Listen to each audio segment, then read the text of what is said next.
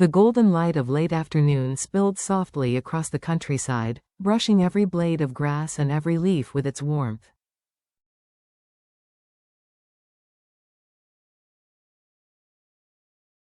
The small village breathed in quiet rhythm, calm on the surface, yet beneath it, hearts beat faster than they had in months.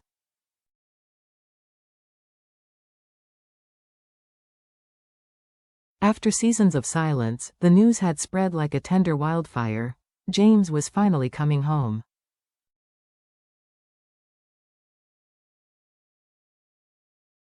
At the front gate, his mother stood motionless. Her trembling fingers clutched a faded scarf, the one she had knitted for him years ago.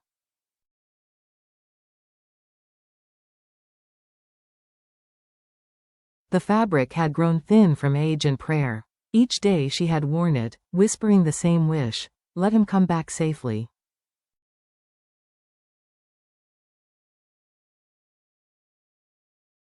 Not as the powerful CEO the newspapers had celebrated, not as the man of business suits and headlines, but as her boy.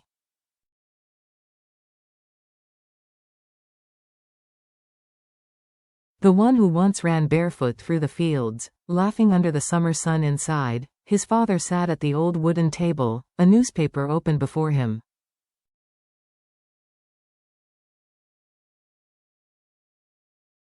He wasn't reading, his eyes hadn't moved in minutes. He was a man of few words, one who had endured life with quiet strength.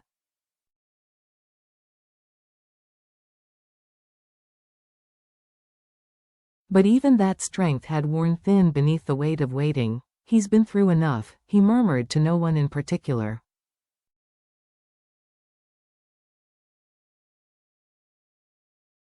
This time, I just want him to be happy. Then, from beyond the gate, came the faint hum of an engine.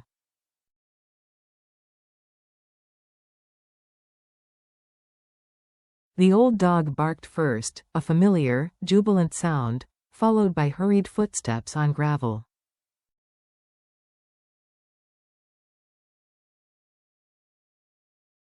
The creak of the gate cut through the stillness. And there he was. James stepped out.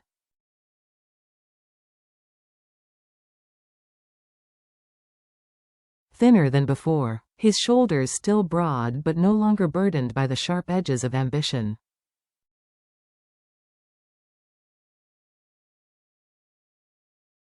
His face carried fatigue, yet beneath it, peace. His mother gasped softly, her hand flying to her mouth as tears filled her eyes.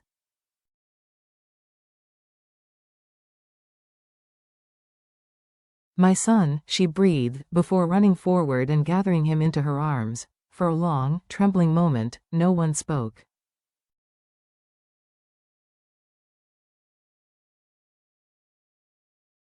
The air between them filled with the scent of home, warm earth, steaming rice, jasmine in bloom.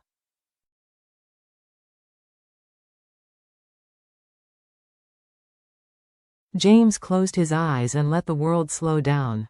After chaos, betrayal, and sleepless nights of regret, he was back where he truly belonged.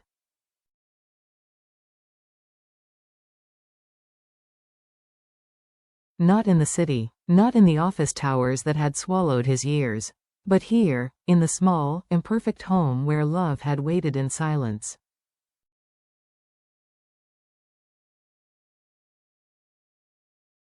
The return of laughter. That evening, the house came alive again. The soft glow of oil lamps washed over the walls, and the sound of laughter, once absent for too long, returned like music.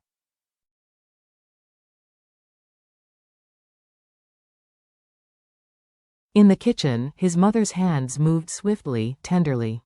She prepared all his favorites: caramelized fish, fragrant jasmine rice, and a bowl of herbal soup from their garden.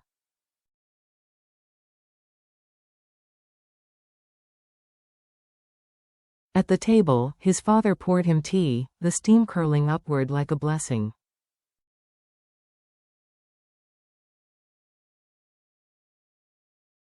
You look thinner, his father said, gruff, as always, but his eyes betrayed the gentleness beneath.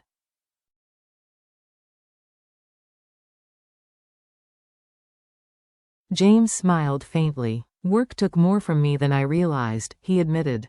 But I'm home now.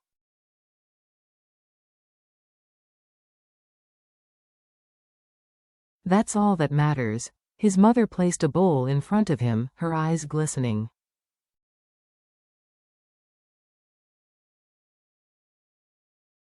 Eat, son, she whispered. You need strength again. For a moment, James didn't answer.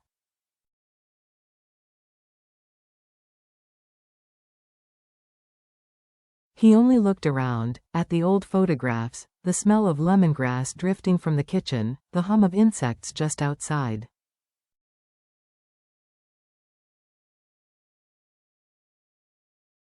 Peace. That elusive, unbuyable peace he had chased all his life but only now found, here.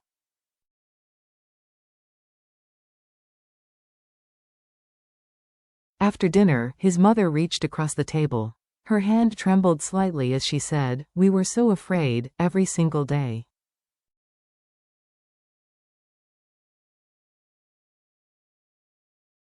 We prayed you'd come back to us. God must have listened." James reached for her hand, voice low but steady.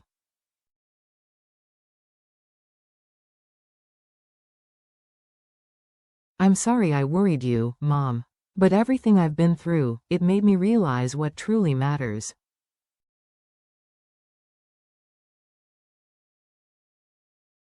Not power, not money. It's this, family, home. His father nodded silently, his throat tightening.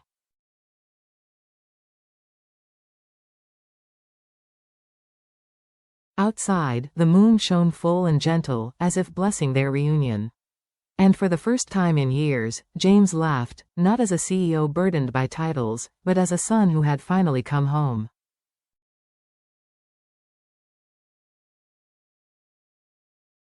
The quiet morning. The next morning arrived in tender hues of gold and green. Sunlight spilled over the fields, painting every dewdrop in light.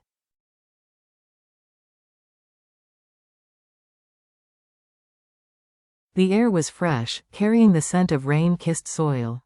James woke early, drawn by the rhythm of home, the rooster crowing in the distance, his mother sweeping the yard, the soft chatter of neighbors echoing down the lane.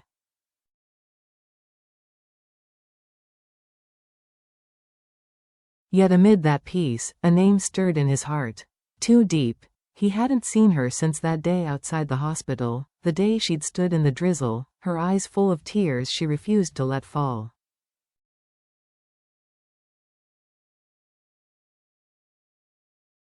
She had been his quiet strength, the one who stayed when the world turned away.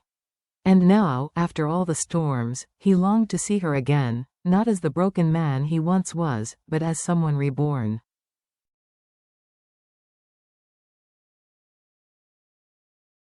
He picked a small bouquet of wildflowers along the road, simple, imperfect, beautiful.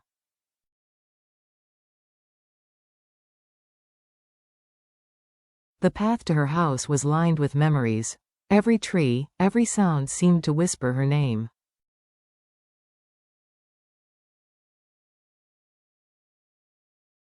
The reunion. Too Deep was in the garden, bending gently to water the flowers. The morning light touched her face, soft and golden.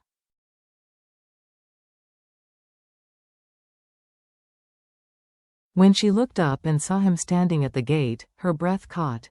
"James," she whispered.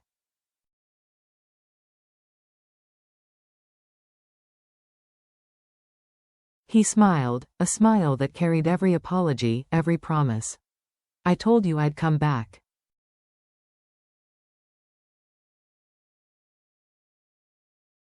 The world held still. Then, suddenly, she was running, tears in her eyes, her hands trembling.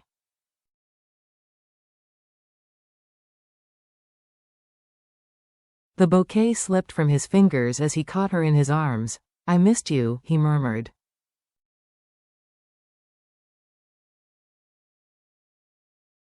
"I waited," she whispered against his chest.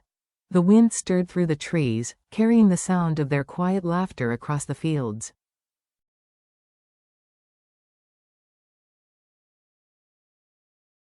After months of distance and fear, they were together again, not in the noise of the city, but here, where love was simple and real.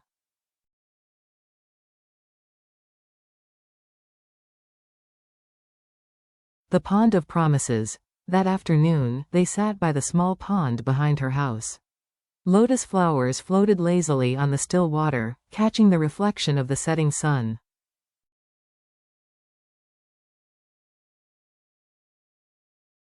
The silence between them wasn't empty, it was full. Full of unspoken words, of what had been lost and found again.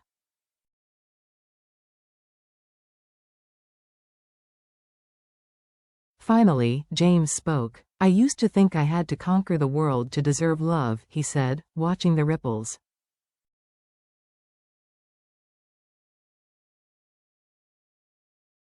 "But the more I chased success, the further I ran from peace."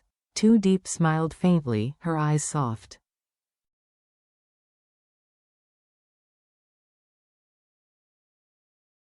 "Sometimes life has to break us first, only then do we learn what really matters."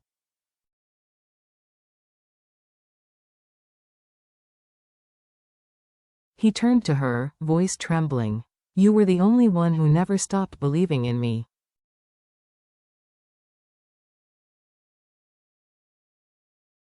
"Even when I failed, even when I lost everything." She looked away, tears glimmering.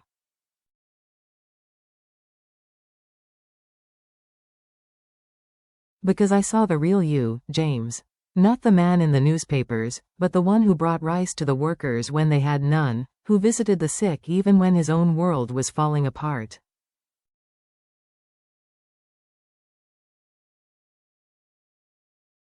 He reached for her hand, warm and fragile. "You gave me a reason to live again.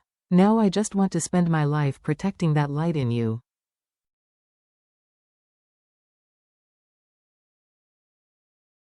She closed her eyes, overcome. "Then promise me," she whispered, "that no matter what happens, you'll never lose yourself again."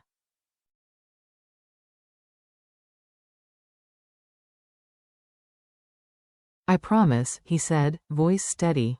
"This time, I'll live not for power, but for love."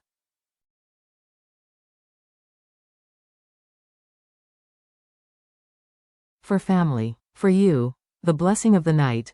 As stars began to bloom in the sky, the air filled with the sound of crickets and the scent of jasmine drifting from the fence.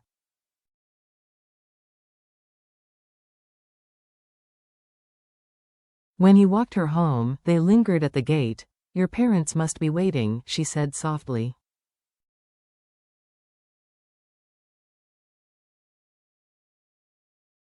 "They are," he replied.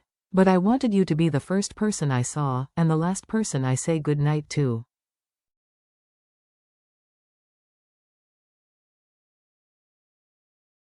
A faint blush rose on her cheeks. "Go," she whispered. "Tomorrow will be a new day."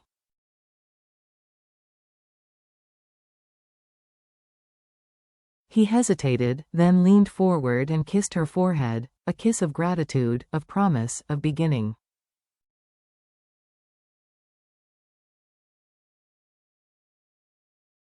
When he returned home, his mother was waiting at the doorway, a knowing smile in her eyes.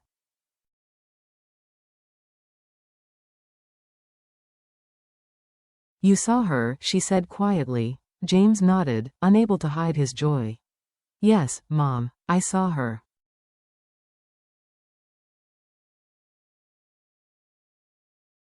She placed a hand over his heart. "Then you've truly come home." That night, the house was full again, not of guests, but of peace.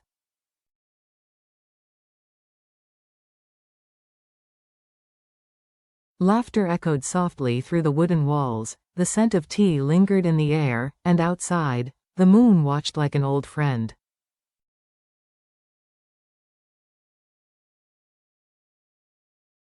For the first time in years, James felt whole. His family was safe. His love was near.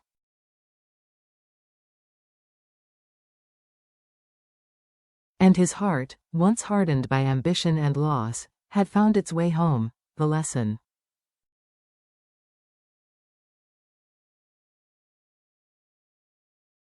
Life had tested him, broken him, and rebuilt him anew. It had taught him that happiness isn't found in what we build, but in the hearts we return to.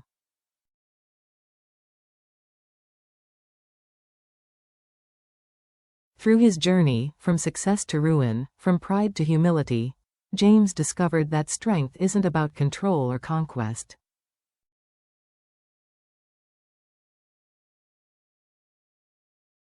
It's about kindness, forgiveness, and the courage to begin again. Too Deep's love was his mirror, showing that love isn't made of perfection or grand gestures, but of patience, quiet faith, and presence.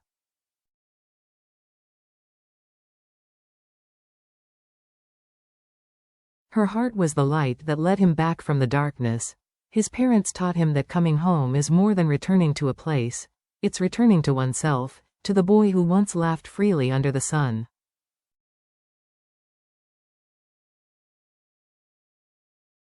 Family, he learned, is where forgiveness never runs dry, and so, he carried these lessons with him always.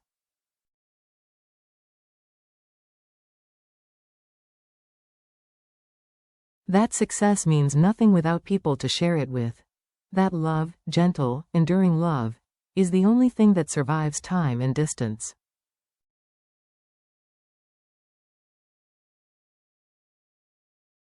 That peace is not a reward, but a return. The eternal truth. Years later, whenever James looked at the stars above his childhood home, he thought of that day, the tears in his mother's eyes, his father's quiet embrace, Too Deep's smile in the garden.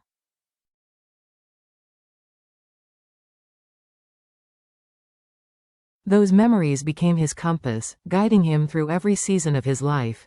He had once believed the world's applause would bring him joy.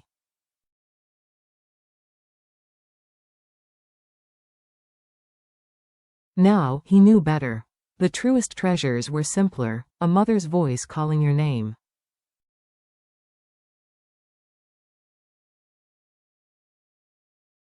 A hand that wipes your tears. The laughter of family echoing in the night, and love, patient, faithful love, that waits through every storm.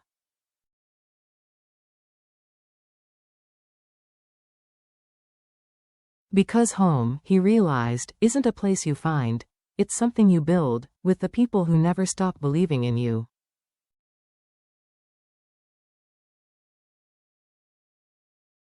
And when you give love freely, it always finds its way back to you.